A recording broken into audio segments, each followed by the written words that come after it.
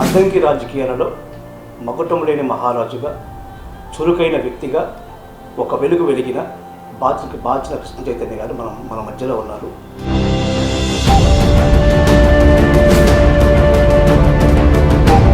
శాప్లెట్ చైర్మన్గా మీరున్నారు, ప్రజెంట్ పనిచేస్తున్నారు. అద్దంకి వైసీపీ ఇన్ఛార్జిగా గత ఎన్నికల్లో మీ నాన్నగారు ఉన్నారు, ఓడిపోయారు. మీ నాన్నగారిని కాదని చెప్పి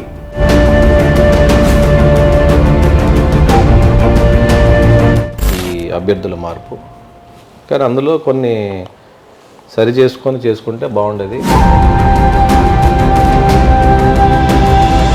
ఇప్పుడు వెళ్ళి ప్రతి ఒక్కరిని రాని వాళ్ళని ఏదో రకంగా మభ్యపెట్టు, అది చేస్తామనో, ఇదో మీకు అది ఇస్తామనో, ఇది ఇస్తామనో ఏదో చెప్పుకుంటూ తిరుగుతున్నారు, ఫోటో దిగుతున్నారు. ఫోటో దిగినంత మాత్రం నా నాయకుడు వచ్చేసినట్ట.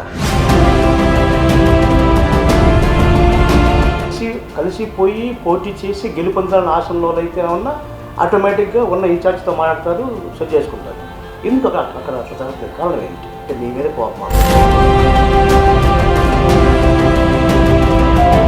మీతో పని లేదు మాకు, అతనికి డబ్బులు కట్టలతో నడిపిస్తాము అనే లెక్కలు అంటున్నారన్న మొత్తం.